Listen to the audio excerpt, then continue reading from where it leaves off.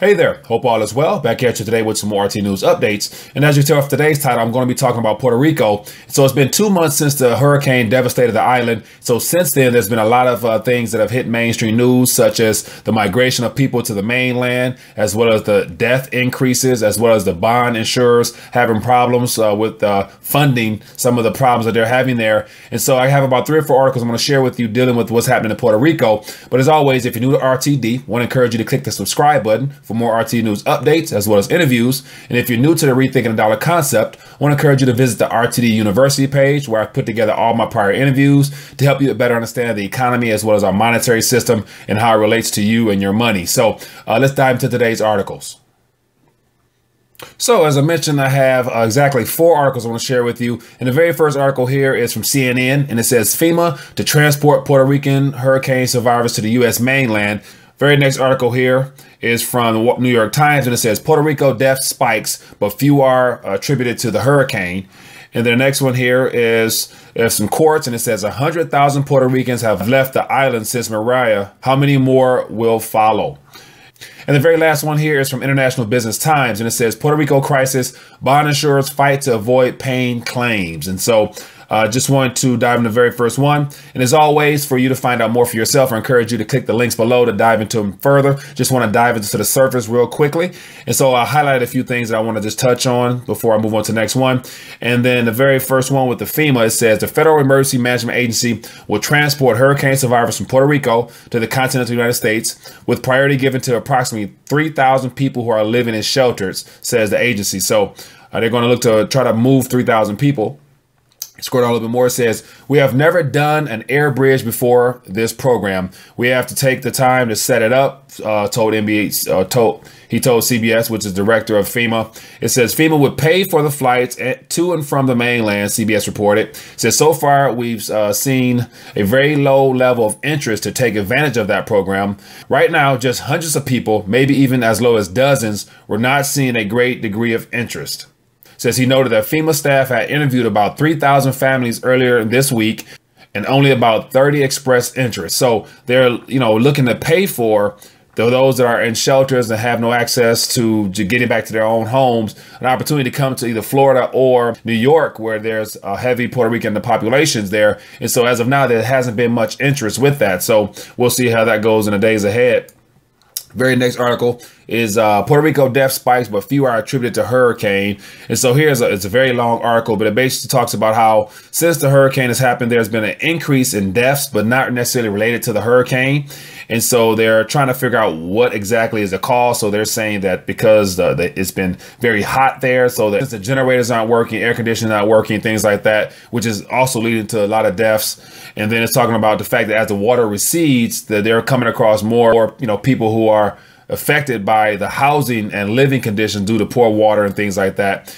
And so give you an idea what that's talking about. It says on Wednesday, Puerto Rico officials facing increasing questions about the accuracy of the official death toll from the storm, acknowledged for the first time that 472 more people died this September compared with the same month last year. Says the storm made landfall on September 20th. The government's official death toll is 55. Says the numbers confirm what have been speculated for weeks. After the water recedes and the roads were cleared, people here continue to die at rates far beyond normal. So idea that, more people are dying and they're not really sure how. They're trying to pinpoint the blame and saying that there's not been enough doctors to help out, as well as just overall conditions for doctors to operate may be the cause of it. And then they give a couple stories, personal stories that people have lost loved ones, whether it be babies, infants born in the hospital.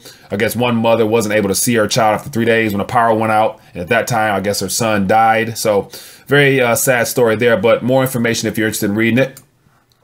The next one is from courts, and it mentions about how 100,000 Puerto Ricans have left the island since the hurricane. And so one thing I wanted to point out here was a graph showing how prior to the hurricane, there was already a increasing amount of people leaving the island just due to the economic conditions there. And so it says it's understandable why they are flocking to the mainland. It says nearly 60% of the island power generation is still offline. It says water services hasn't been fully restored. Communications remain spotty. The slow return to normalcy is crippling large swaths of Puerto Rico's economy. It says the pros are too many compared to the cons when they talk in regards to leaving the island. It says the longer service outage lasts, the more people will leave and more difficult it'll be for the island to recover. So here's an actual graph here showing how over the last couple of decades, how there's been an increase, but then over the last, since 2000, since the economic recession, there's been a massive decrease in the population. So give you a visual look at what it's like down there as far as more people leaving the island, just due to the fact that economic conditions are really poor. And then the very last article I want to share with you is due with the whole bond issue. The very last issue I want to share with you is from the International Business Times, and it's talking about the massive amount of lawsuits happening right now from insurers that aren't willing to pay up. And so it's so many companies listed in this entire article, recorded losses, to where the question has been, how will insurers live up to their obligations? And just give you an idea what's going on here, it says, while still struggling to remedy widespread power outages and destruction wrought by hurricane, the Puerto Rican government is working to restructure its debt. It says insurers of those debt bonds, on the other hand, are at risk of having to pay out billions. It says, and potentially taking a hit to their bottom lines, an outcome they're seeking to avoid through a campaign of lobbying and litigation. So it talks about how a couple companies here are paying lobbyist companies to try to smooth over Congress to pass some extra funding to kind of cover up their losses. And it's quite interesting how, because there's money involved, all the sharks seem to come out. And then go down to the very bottom, it talks about who suffers the most. It says there's going to be a lot of lawsuits going back and forth. It's going to be a lot of fun for the lawyers. Mentioned, it says the optimal outcome for the insurers is a kind of grand settlement where everybody agrees to take less and the insurers take out a little less. So the ideal situation is everyone's going to take a little haircut, but the insurance companies are the ones who should be willing to take a little less. Also pointing out that amid the legal and lobbying fracas, lower income residents of Puerto Rico who depend on funding for pensions, schools, and hospitals have found themselves caught in the middle. It says the bondholders, they want 100% on their bonds, but they're not going to get it. The workers, they don't want to have to take hits. They don't deserve it, he said. The smaller people whose retirements got wiped out, those are the real victims. So that's kind of what's happening. This whole Puerto Rico situation, more deaths, more debt, and just more problems for that small island there, which is eventually going to have to come to some type of end. And it's not going to be pretty for the people who actually live there, the people who are respecting retirement, pension payouts, and the public city workers there. And so it's going to be a real mess in the days ahead. And I believe in 2018, when more of these problems come to the forefront, whether it be with, Illinois or Kentucky or California, as well as all these other states who have pension problems and the government's underfunded and not allocating the funds correctly. These are all going to be problems that will come to the light eventually as we draw closer to what will be labeled as an official recession.